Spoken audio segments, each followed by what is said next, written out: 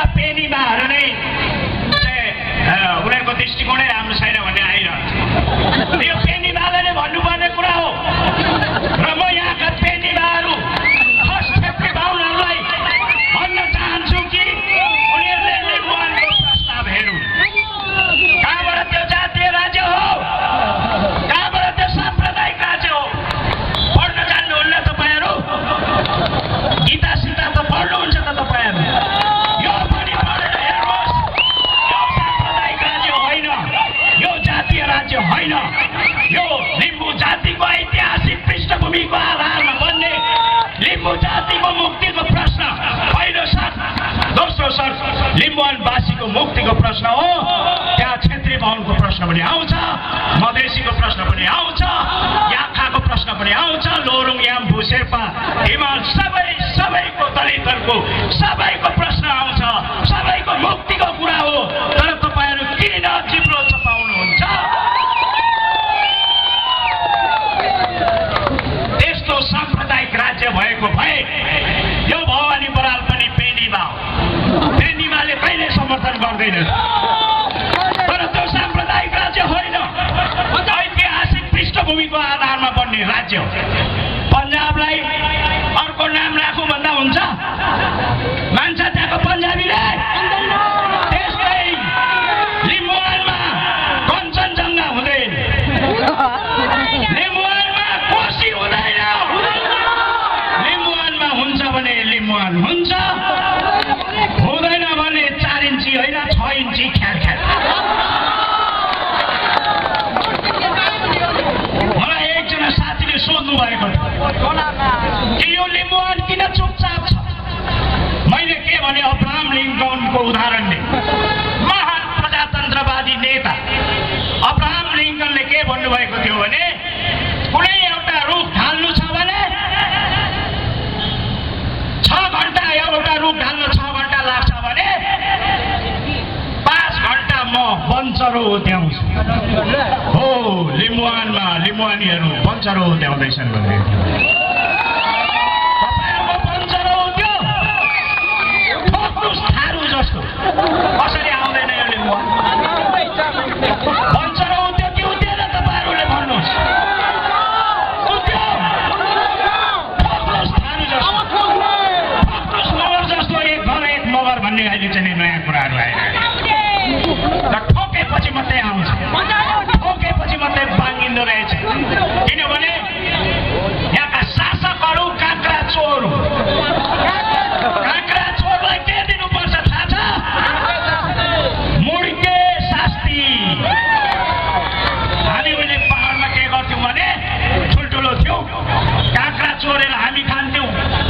अनि सानो सानो केटाकेटीको निधारमा तिमीलाई राम्रो हुन्छ भनेर बिहा टाँस्दियौँ।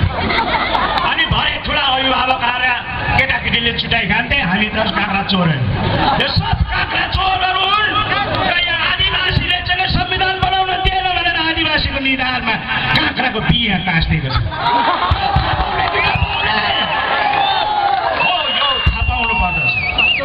त्यसले गर्दाखेरि आज यो मुलुकमा सबैले आधुनिक राज्य हो लिम्बुवान भनेको, नयाँ नेपाल हो। हिजोको जस्तो लिम्बुवानको पुनर्स्थापना सम्भव छैन। आर्थिक सामाजिक सन्तुलन भङ्ग हुने क्रममा छ। यहाँ धेरै समुदायहरू आइसके। समुदाय मात्रै आएनन्, साँपबिच्छी भ्यागुत्ता पनि आए। त्यो साँपबिच्छी भ्यागुत्ता पनि लिम्बुवानकै हो।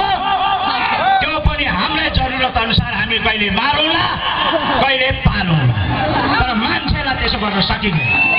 यहाँ मारवाडीहरू आएका छन्, यहाँ बङ्गालीहरू आएका छन्, उनीहरूले लिम्बुवानको नागरिकता पाइसकेका छन्। अब यो मुलुकबाट हामी खेदाउन सक्दैनौँ। यहाँ मलाई समयको सूचना आइसक्यो, त्यसले गर्दा म अब छोटो रूपमा केही कुराहरू भन्छु। मैले भन्नै पर्ने कुराहरू छ। एउटा कुरा भन्नुपर्ने कुरा के छ भने बाहुनवाद। अनि सजिलो गरी चाहिँ न बाहुन पनि नरिसाओस् भनेर चाहिँ ब्राह्मणवाद भन्छ। भन्नु पर्दैन, यो बाहुनवादै हो। यो सामान्य एकात्मक पुरुषवादी बाहुनवाद हो। यो बाहुनीवाद पनि हो। बाहुनीलाई पनि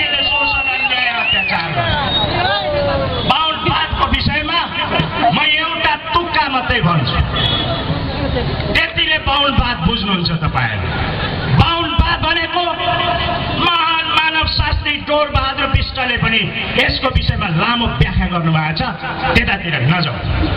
आजको पुर्खाले बाहुनवादलाई विश्वास गर्नु हुँदैन। त्यो अन्धविश्वासवादमा आधारित छ, त्यो भाग्यवादमा आधारित छ। त्यसले गर्दा त्यसलाई विश्वास गर्नु हुँदैन। म बाहुनवादको एउटा मात्रै तर्क गर्छु। एउटा बाबुको 2 भाइ छोरा थिए अरे, अनि ती 2 भाइ छोराहरू जङ्गलमा गएछ। जङ्गलमा जाँदाखेरि सिंह देखेछ। अनि सिंह देखिसकेपछि एउटाले भन्यो अरे, ए दाजु, यो सिंहले के गर्छ, फुल पार्छ कि बच्चा जन्माउँछ भन्छ। दाजु चाहिँले बच्चा जन्माउँछ भन्छ, भाइ चाहिँले फुल पार्छ भनेछ। उसले बच्चा जन्माउँछ भन्ने, उसले फुल पार्छ भन्ने कुरो मिलेन। अनि दाजु चाहिँले के भन्यो भने, हाम्रो बाउ काकाबाट नै छन्, अब बाउलाई सोधौँ, अब हामी झगडा नगरौँ भनेर घर आएछ। घर आइसकेपछि बाउलाई सोधेछ, ए बाउ, यो सिंहले बच्चा जन्माउँछ कि फुल पार्छ? अनि बाउको दिमाग चक्राएछ।